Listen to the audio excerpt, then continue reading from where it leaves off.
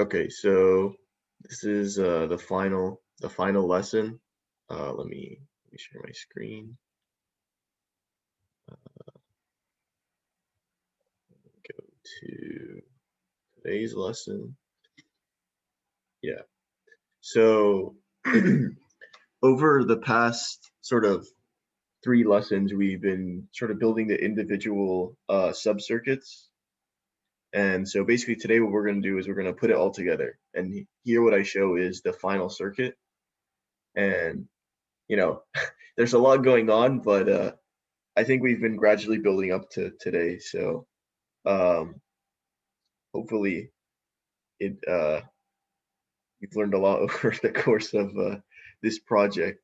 And yeah, so yeah, so in the first part, I'm just gonna go over basically what we've done so far a little bit, just so uh, you can understand really how it all works, and then we're actually gonna build it.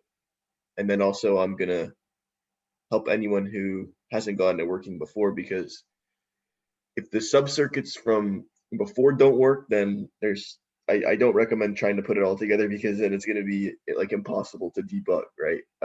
It's much easier to just debug the sub-circuits first, make sure each component is working, and then we can put it all together. But yeah, so yeah. So over the past three lessons, we basically built three circuits, right? I think it was lesson two, we built the circuit that generated a clock signal, right? So we basically had a signal 555, and we used it to make a square wave. And we did that with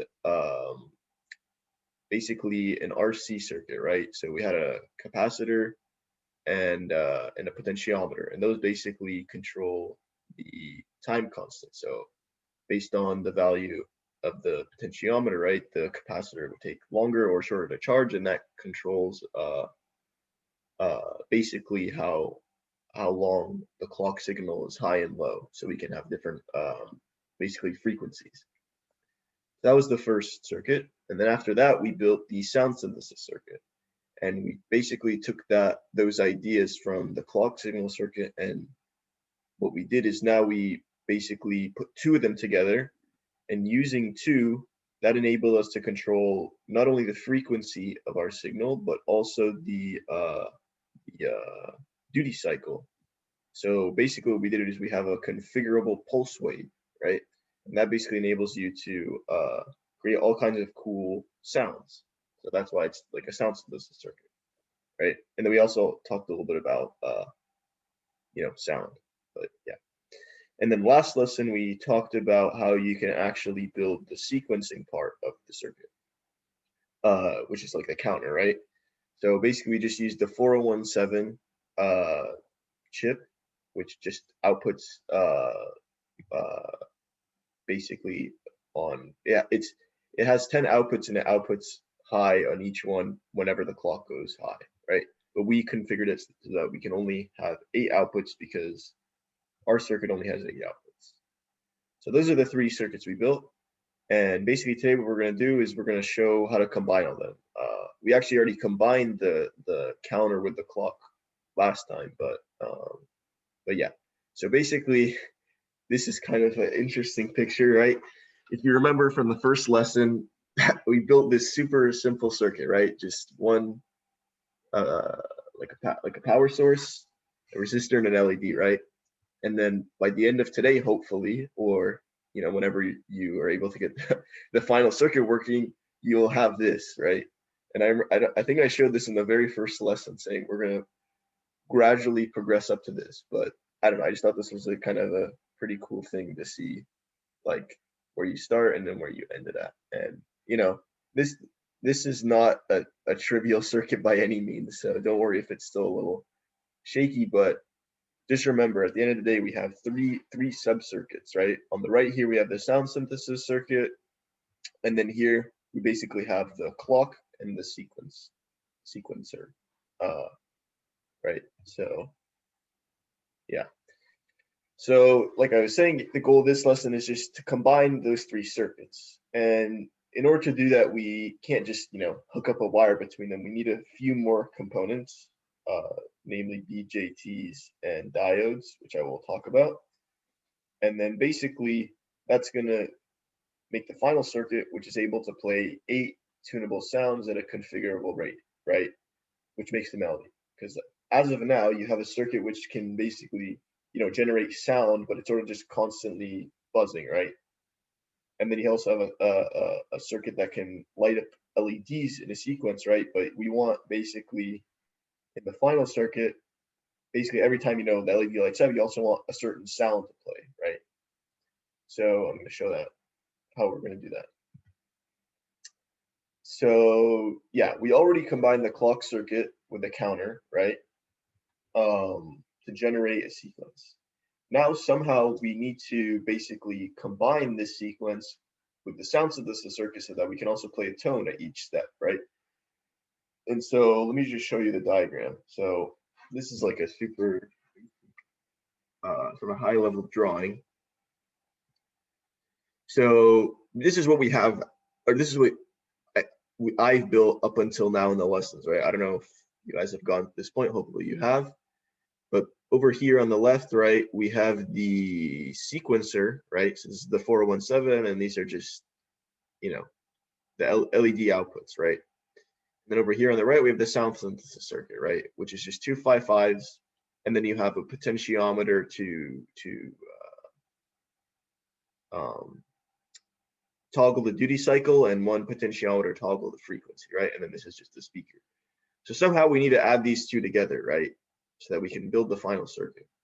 So yeah, basically the whole point is, we have these sort of modules. Now we want to sort of put them together. Let me clear this. And let me go to the next slide.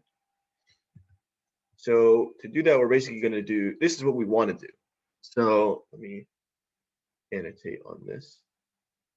So what you can see here is we still have, right? This is the same and this is the same, right? We didn't change anything about those. We're just basically adding stuff. So before, all we had is one potentiometer controlling the frequency. But now we have 8 potentiometers controlling 8 frequencies, right? So now let's say, this one goes high, right? So what's going to happen is it's going to light up this LED, right? And at the same time, it's going to go through this potentiometer to here, right? So that's basically going to control the frequency for this step. And then the next step, right? This is going to turn off and this one's going to turn on, right? And it's going to use this potentiometer to tell the frequency, right? And then this one is the same for all of them. So basically, you can only control the duty cycle for all of them, but that's fine because duty cycle is, I don't know, that's just, it sounds fine like that. Okay, so does this make sense? Hopefully this makes sense. Yeah, so that's kind of the basic idea, but this is a very oversimplified drawing and there's actually a couple problems with it. So there's 2 issues here. So the first one is a little sort of easier to spot, which is if you look closely at this diagram, when one of them turns on, right, lights up this LED, goes to this potentiometer, whatever goes here. But the problem is this 4017 guy can also sync current, right? So it's not just like this is an open circuit. This is, current can go into these pins. So what's going to happen is the current's not only going to go here, but it's also going to try to go back here, right? So you're basically giving it another 7 paths to go through. And that's not good, right? Because then, then it's going to try to go here, and then it's going to try to go here, right? That's not good. That's not what we want, right? Even if this wasn't, even if these were open, right? It could still go back through here and then go into these LEDs, right? We don't want that because we only want one to be high at a time. So that's not good, right? That's the first issue with this circuit. So how do we fix that? So if you guys remember, LEDs can only let current through in one direction, right? So an LED is a specific type of a diode LED stands for light emitting diode. So what we're actually going to do is we're going to use generic diodes, which are used to only let, they're typically used to only let current flow in one direction. So we're going to use those to prevent the current from flowing back here because we only want it to go here, right? So what we're going to do, so that the symbol for a diode looks like this, right? So an LED typically has like arrows showing that it's like lights up, but an LED is just a type of diode. So what we're going to do is we're actually going to place diodes here at the end of each thing, right? So what's going to happen is once it goes here, right, it can't go back here because the diode doesn't let it flow, right? And if I have a diode here, here, right, it can't flow back. It can only go here, which is good. That's what we want. So that's the first change we're going to make. And that was the first problem with the circuit. The second problem is it's a little more subtle. It has to do with the fact that the 4017 can't actually source more than 20 milliamps if we supply it with 9 volts, which is what we're doing. I probably should have put a picture of the data sheet, but there's this graph that shows based on what you supply it, based on what voltage you supply it with, there's sort of like this curve that shows, you know, what current, what's like the max current it can output, right? And it can output max at around 20 milliamps, a little bit less, but typically, you know, you don't want to try to draw too much current because you don't want to damage the chip. But anyways, the problem is even like, but when I first built the circuit, the problem that I was having is basically, if you remember from the first lesson, these are taking around 20 milliamps, right? So basically all the current's just going to get sucked into these LEDs. Very little is going to go here, especially because this is only 330 ohms.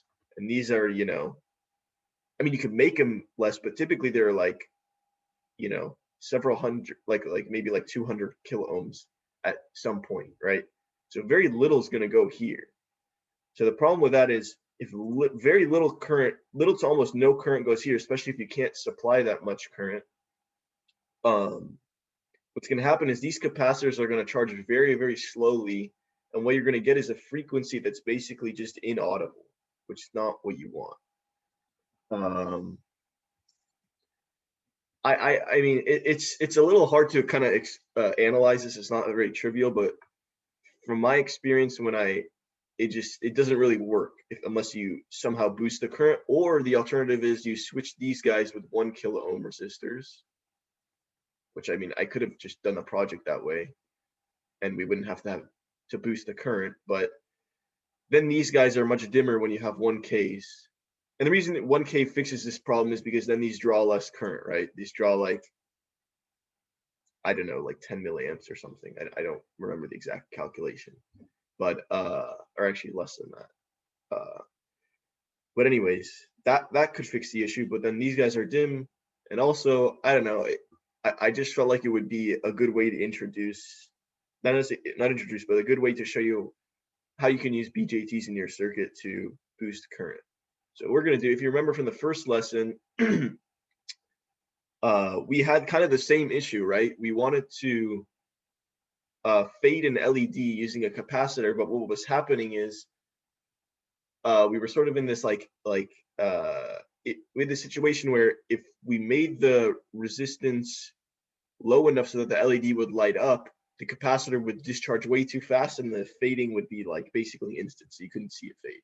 But then if you made the resistance too big, then the LED, there was not enough current to actually light up the LED. So what we did is we used a BJT, right, to basically boost the current. And so slowly, right, the capacitor discharged and it lit up the LED for, you know, some amount of time. And it basically faded. So that was kind of the reason why we needed a BJT, and we need that for the same reason here, right?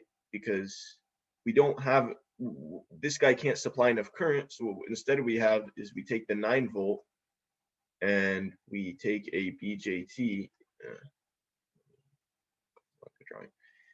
We take the BJT, and so this is basically the collector, and then we also have, think about how I hooked it up. The base, so basically this guy goes to like the base. This is a bad drawing, but and then the emitter just goes here. So basically, this guy, the current comes here, and then it gets amplified when it goes through here, and then it comes out here, and then it goes to there. So that's kind of the basic idea. So let's move on now. Show you how this actually works.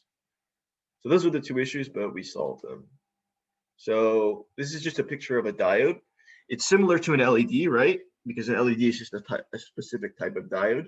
But we're going to use a generic diode, and the idea is it only lets current flow in one direction. And it's kind of intuitive based on the schematic symbol, right? You just have an arrow, right? Basically.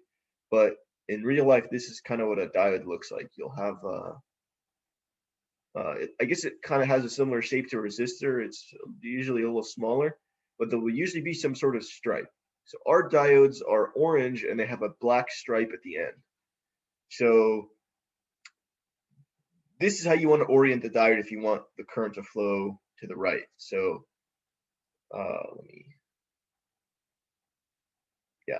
so you want the current to flow here, right? If you were to flip this diode, so now it was like this, right? Current wouldn't be able to flow here. It's basically just it basically sees an open circuit. It doesn't no current can go here. So yeah. So on our diodes, it's actually like this entire part is filled in, so it's orange and then that. So I guess that kind of makes sense, right? Like I guess this kind of looks like a stoppage point, this black part. So I guess it's kind of intuitive, but if you forget, just refer to this diagram. Current flows this way, but it can't flow this way. So yeah.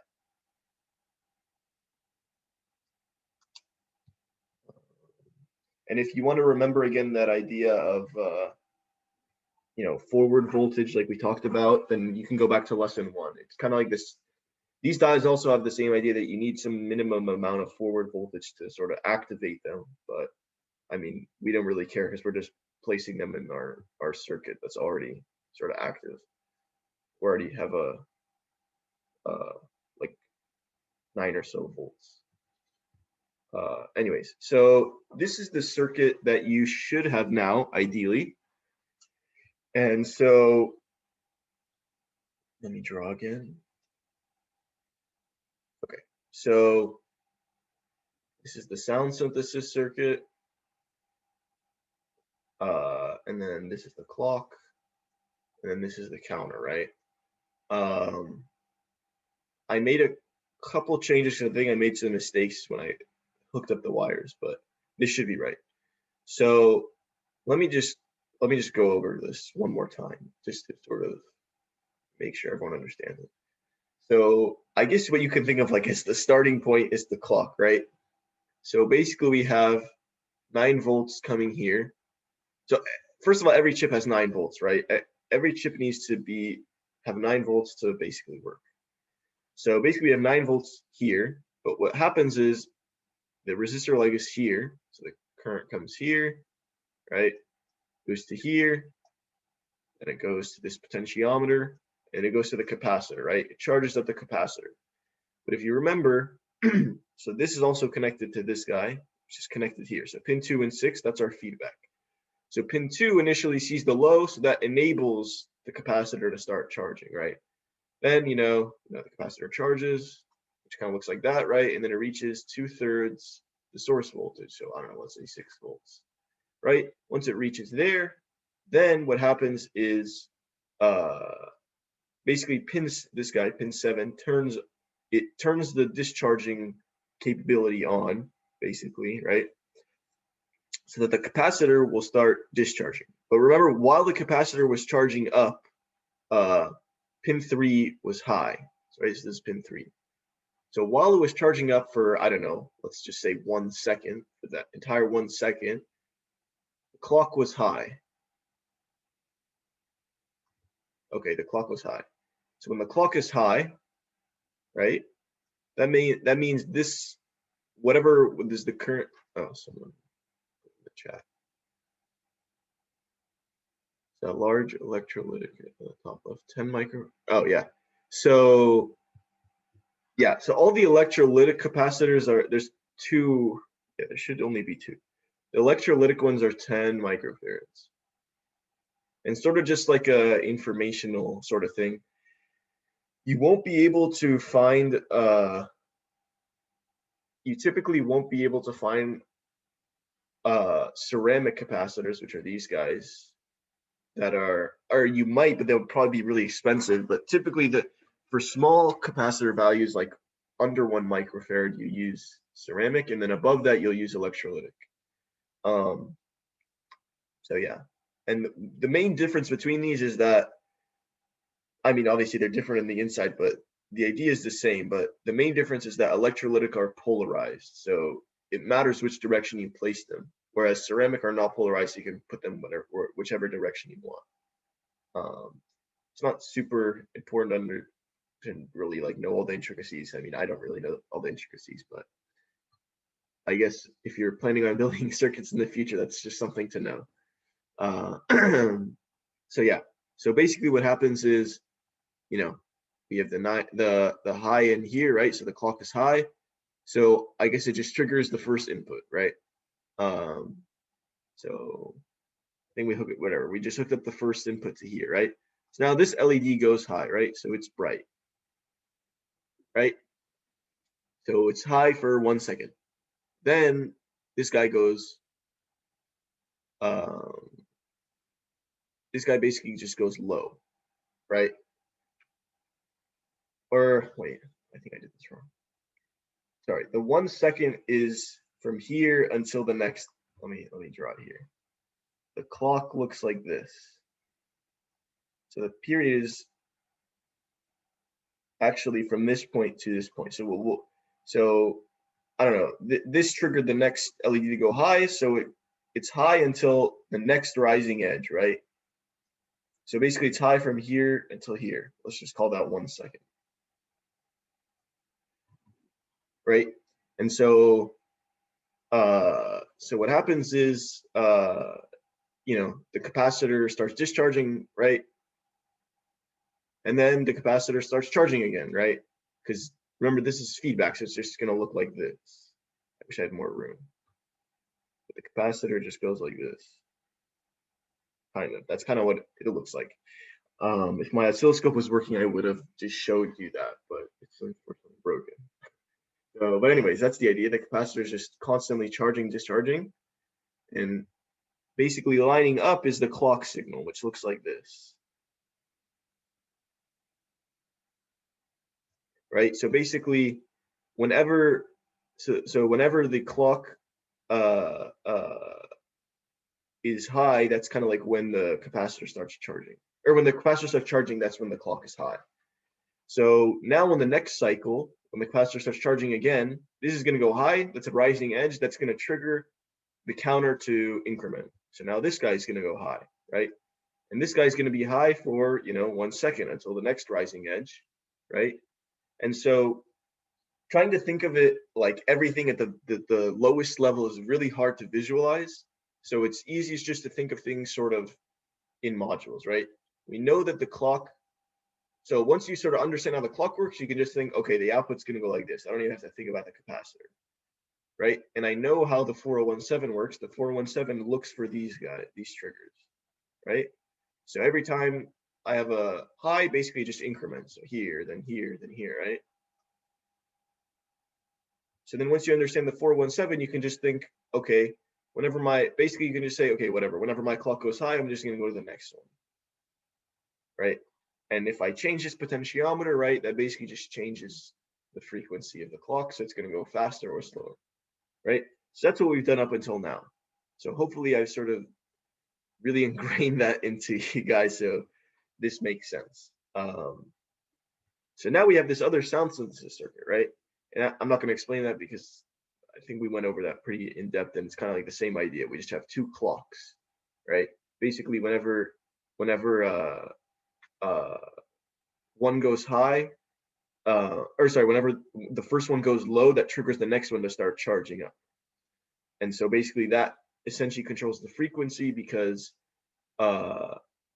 basically whenever it goes low, it causes that one to go high. And then this one controls the duty cycle because, you know, it controls how long it's high for. So right? So if you have something like this, right, this is controlled by the second one, and then this, whenever these triggers are controlled by the first one, because whenever this first one goes low, it causes the second one to basically go high, and then the second one controls how long it's high for. So that's sort of just a quick review.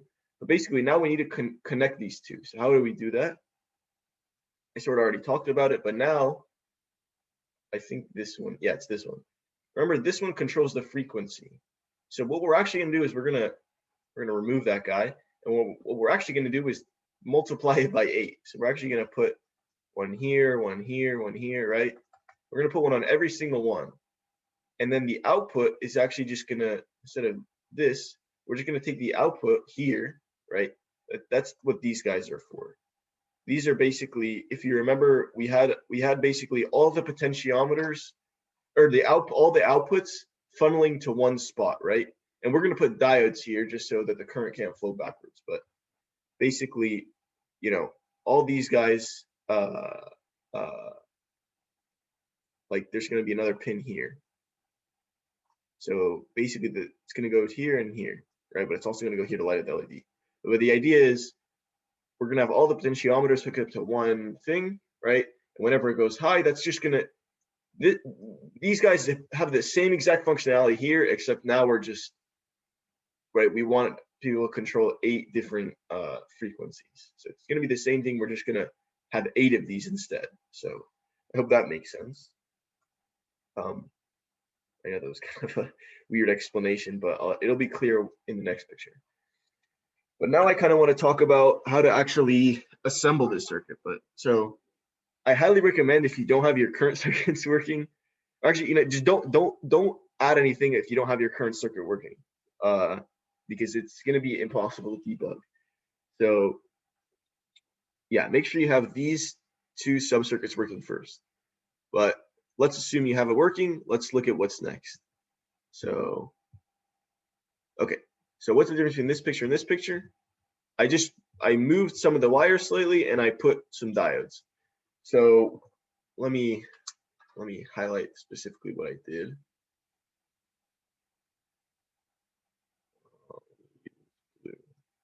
So what I did is, if you remember, all these wires were actually connected to the resistors, right?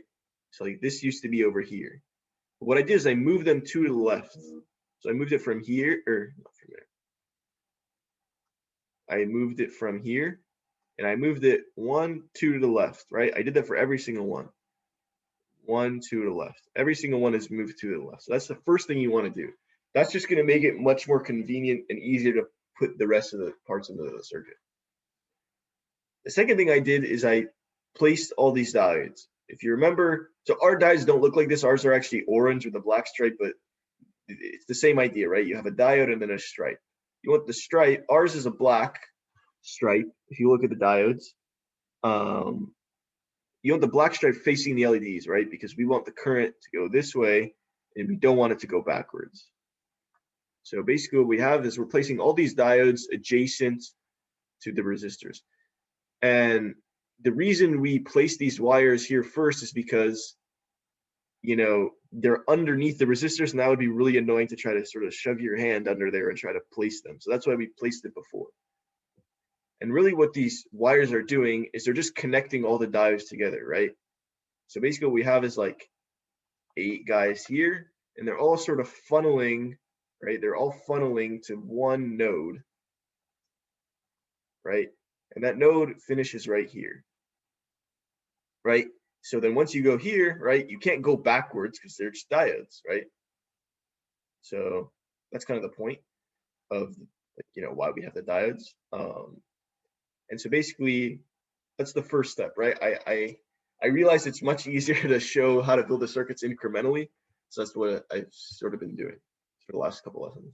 So first step is move all your output wires 2 columns to the left, and then put your diodes adjacent to the resistors so that the tips basically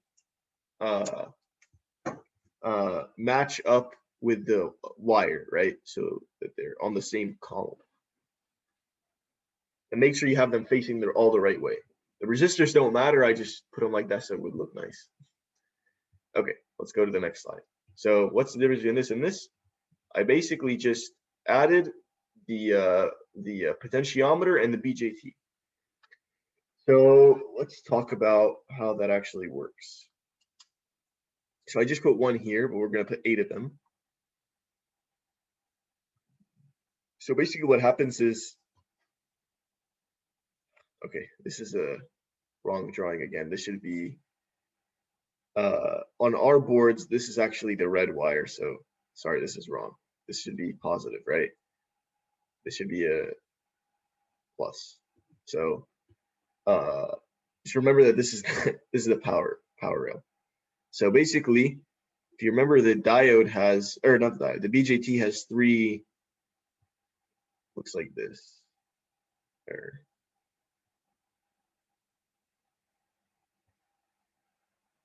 it has the collector, the base, and the emitter.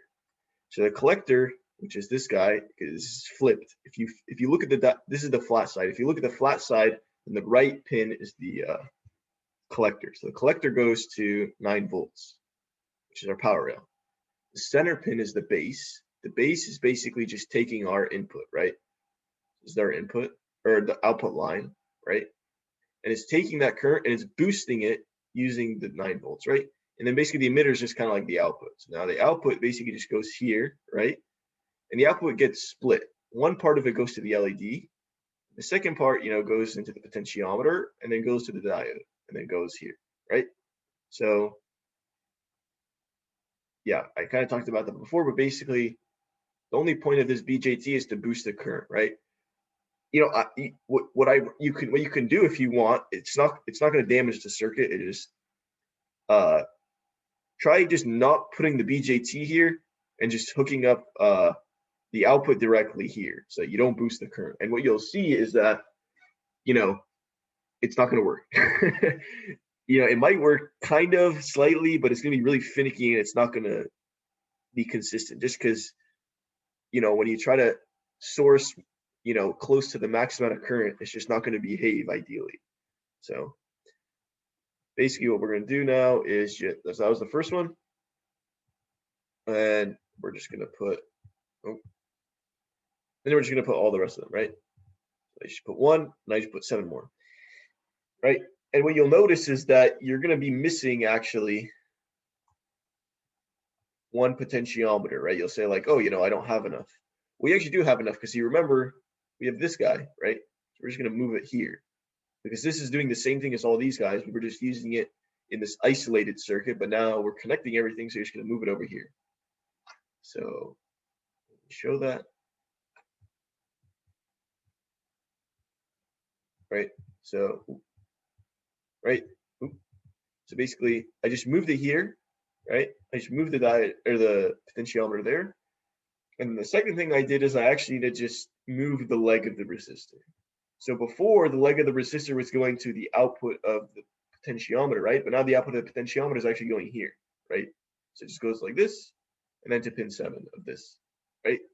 So, I mean, that's it. That's the final circuit. So I know this looks kind of complicated, and I hope my explanations were clear, but if they weren't, definitely ask questions. But yeah, so that's basically it, right? We have, let me just do one more run through of basically what's going on, just so it's clear how these circuits were connected. So you can think of it sort of starting here, right? There's not really a starting point, but it's sort of it can be helpful to sort of visualize that. So this generates our clock circuit, or sorry, this generates our clock signal, right? The clock signal goes into here, right? And then based on the clock signal, one of these guys basically just goes high. I don't know, let's just say it's this one. This guy goes high, gets amplified by the BJT. Part of it goes to light at the LED. The second part goes here through the diode into the sound synthesis, right here, into the sound synthesis circuit, right?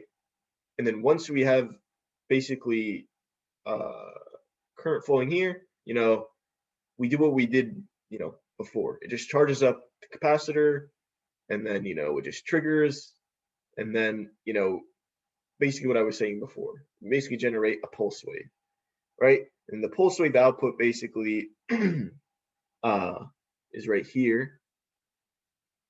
And then this is basically goes to ground, right?